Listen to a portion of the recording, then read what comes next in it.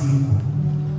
Amados, domingo que vem nós não teremos culto, porque o culto será celebrado no dia 31/12 na virada, né? Então inicia às 21 horas e será até a meia-noite. Nós passaremos orando ao Senhor, adorando o seu nome, agradecendo pelo ano que vai se passar.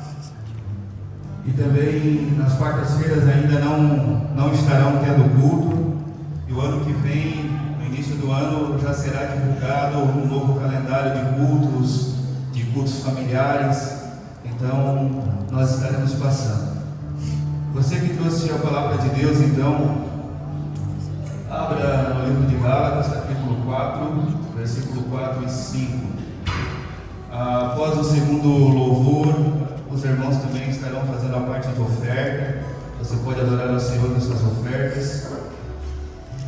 E a palavra de Deus nos diz assim: vindo, porém, a plenitude do tempo de Deus, enviou seu Filho, nascido de mulher, nascido sobre a lei, para resgatar o que estavam sobre a lei, a fim de que recebêssemos a adoção de filhos. Queridos, nessa noite nós já celebramos o culto de Natal, e existe um risco como o Natal se repete a cada ano.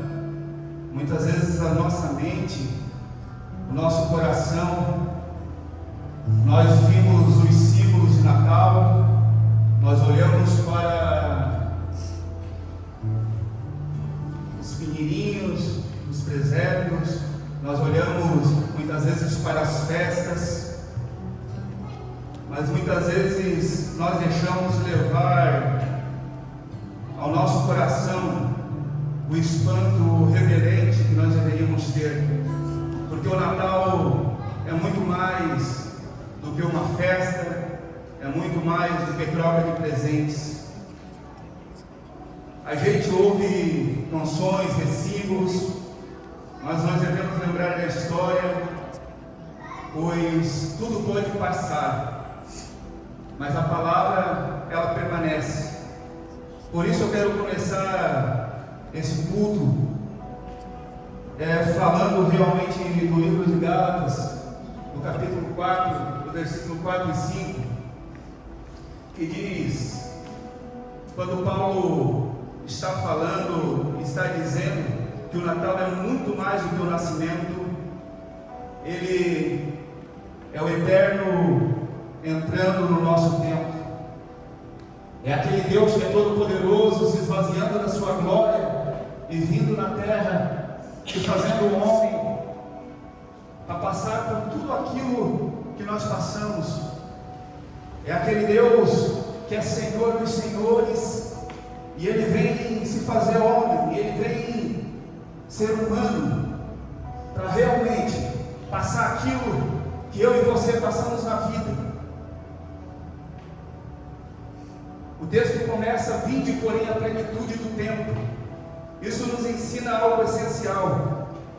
Deus, Ele não trabalha no desespero, Deus não improvisa, Deus, Ele não perde o controle da história.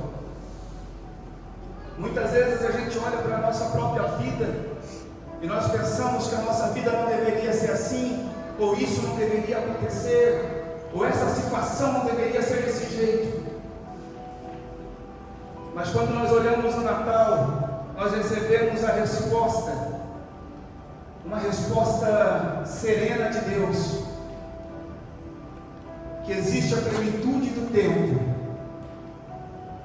Deus, Ele entra no tempo certo na tua vida. Deus, Ele responde no tempo certo na tua vida. E Deus, Ele tem um momento exato de agir nas nossas vidas. De acordo com o seu plano, Ele já tem um projeto na minha e na tua vida. Ele já sabe o que vai acontecer hoje e amanhã e depois de amanhã nas nossas vidas. O nosso Deus, Ele não perde o controle do tempo. E aqui Eu tenho uma pergunta para a igreja hoje, enquanto eu estudava essa palavra. O Espírito Santo trouxe essa pergunta no meu coração: quantas vezes nós medimos a bondade de Deus pela velocidade que Ele responde aos nossos questionamentos? Quantas vezes nós temos avaliado a bondade de Deus conosco pelo tempo que Ele tem respondido ou não? Será que nós não devemos agradecer a Deus que enquanto Ele não responde às nossas questões, Ele ainda continua nos sustentando, Ele ainda continua nos alimentando, Ele continua nos deixando de pé? Se Deus conduziu a história, a plenitude, e trouxe o Filho dele, que se fez carne no tempo certo, com certeza Deus está conduzindo o tempo hoje. Deus está conduzindo a nossa vida. Deus está no controle do nosso tempo. Queridos, Paulo ainda continua dizendo: Deus enviou seu Filho nascido de mulher. Isso é forte, porque Deus não enviou apenas uma ideia, Deus não enviou apenas uma mensagem, Deus ele não está falando apenas por filosofia, mas Deus enviou uma pessoa, Deus enviou, Ele se fez homem, para vir diretamente naquilo que nós éramos fracos, naquilo que nós tínhamos medo, nas inseguranças que nós temos. Deus ele olhou para nós e disse: olha, eu vou passar por tudo que vocês passam e talvez até pior. Então Deus ele não quer somente e não veio somente para servir de inspiração para nós. Deus ele desceu para se aproximar de nós. Deus ele desceu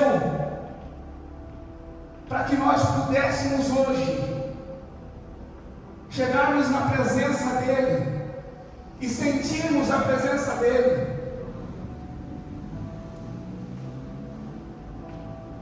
Paulo ainda faz questão de afirmar que, nascido de mulher, Deus entrou agora na realidade humana de forma real. Natal não é Deus falando de longe, mas é Deus entrando no nosso mundo limitado, é Deus entrando nas nossas fraquezas. Aquele que é forte se fez fraco, aquele que não tem tempo agora é nascido, aquele que não tem limites agora se colocou limite. Esse é o nosso Deus. Deus ele está mostrando para nós que Ele não está procurando coisas perfeitas. É Deus mostrando para nós que Ele não se mostra somente no extraordinário, ou somente com sinais. É Deus mostrando para nós que Ele é um Deus pessoal, que Ele é um Deus de intimidade, que Ele é um Deus de detalhes, que Ele se importa com a nossa vida. Ele não veio como Deus na terra, dizendo: olha, eu vou passar por cima de todos esses problemas para mostrar que eu sou Deus, mas não, Ele se fez pequeno. Ele pagou um preço imerecido, porque nós não merecíamos.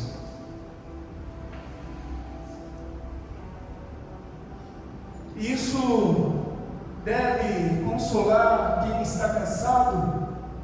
Isso pode consolar aquele que está se sentindo fraco, pode dar força, porque é o nosso Senhor Jesus mais perto de nós. E Paulo ainda continua dizendo: nascido sob a lei. A lei para Paulo era um tempo de condenação. Quando nós falamos de lei, Paulo considerava que a lei era um tempo onde as pessoas não conseguiam realmente suprir a lei. A lei para Paulo era um tempo onde as pessoas já estavam direcionadas à perdição. perseguição, porque ninguém conseguia cumprir a lei.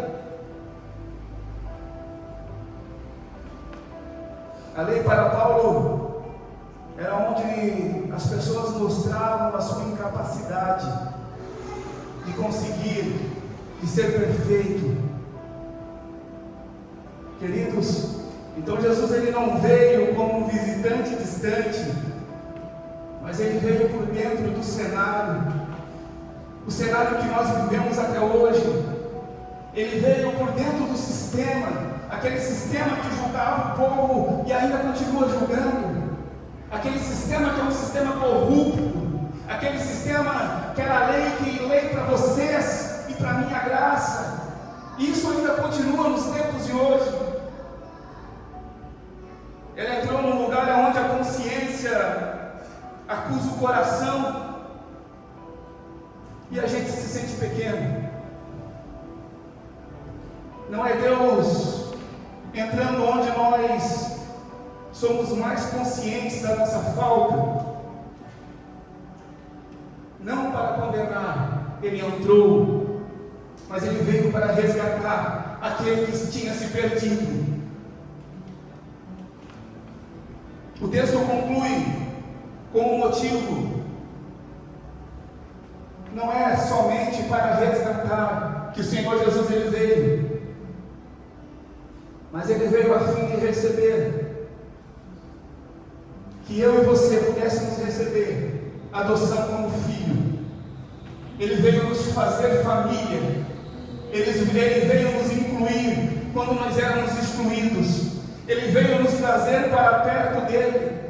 O Natal, nós temos que ter isso no nosso coração, que o Natal ele representa muito mais do que muitas vezes está sendo pregado aí. O Natal ele representa que o Senhor Jesus, o Deus Todo-Poderoso, aquele que não nasceu, ele já existia, mas ele se fez carne, ele se fez homem, ele se fez pequeno. Queridos, mas Paulo ele vai além. Não é só resgate, é adoção. Deus não quer apenas limpar o nosso passado. Deus ele quer dar um novo lugar para nós. Não é só o perdão, mas ele quer pertencimento. Ele quer que nós pertencemos ao reino. Ele quer que nós fazemos morada no reino. Não é só libertação, mas é a inclusão da sua família. Agora nós somos filhos de Deus. Não é só tirar a culpa, mas é fazer uma morada numa casa perfeita, aonde não há dor, aonde Ele pagou o preço para que nós pudéssemos chegar lá. Queridos, quando a gente fala de adoção, significa que Deus não está chamando para uma religião onde coloca medo nas pessoas. Quando nós falamos de adoção, não é uma religião ou uma igreja onde as pessoas simplesmente vão viver de uma forma ou de outra.